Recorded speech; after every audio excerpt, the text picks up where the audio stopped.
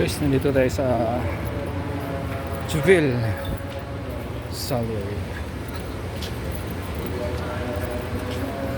Tayo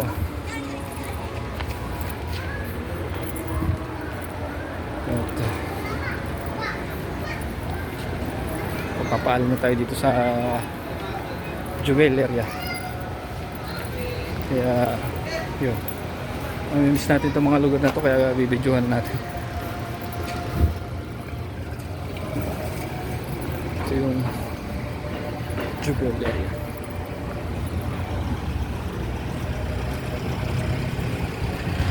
Magpapad tayo.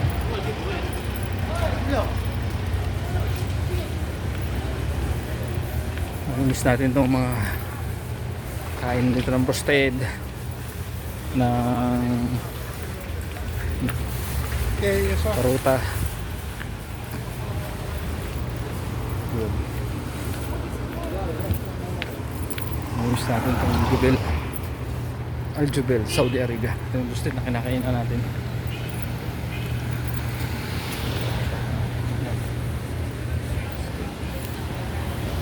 Saya din dito. Pero syempre hindi naman tayo taga rito eh. Kaya buhay din tayo ng Pilipinas para doon na rin magsimula. Kasi kung ubusin natin yung lakas natin dito sa sa Saudi Arabia, kailangan din naman natin makasama yung ating mga mahal sa buhay. Kasi hindi naman tayo pabata.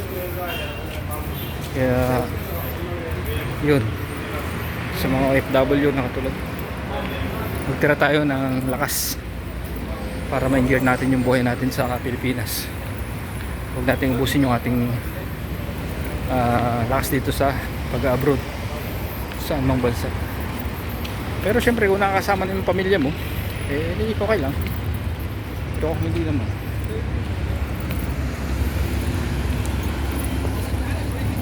at hindi mo kasama ang pamilya mo dito sa abroad, kailangan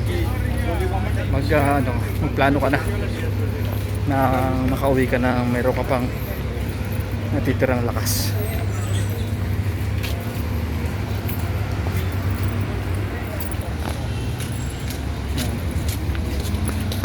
So, dilim na, gabi na.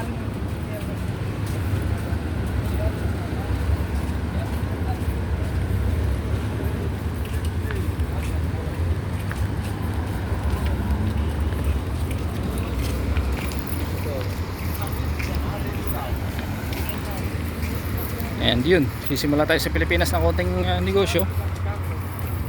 Meron tayong konting nakukuha mula sa ating pinagtrabahong kumpanya.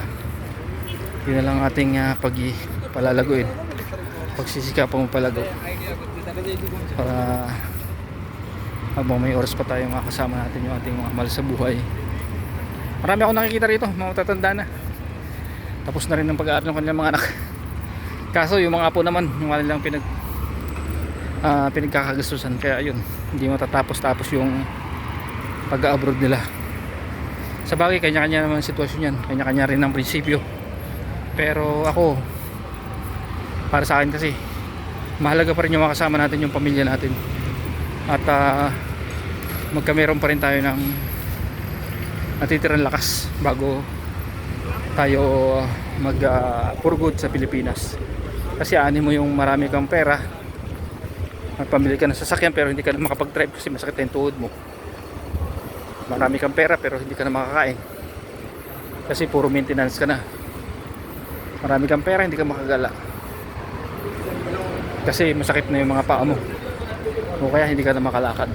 Hindi mo ma-enjoy yung pera, bagamat kailangan nga natin yun, pero wala kasi katapusan eh. At napakaraming kulang sa buhay natin. Kapag hinanap natin yung kulang sa buhay natin, napakarami at hindi matatapos ang kulang. May gusto at may gusto tayo na maabot na hindi pa natin naabot. Hindi natin lahat makukuha yung mga pangarap natin. Siguro para sa akin lang yung sa pinakahuli, maging masaya Yun lang, good luck sa atin at mabuhay ang OFW, mabuhay ang mga bayaning Pilipino.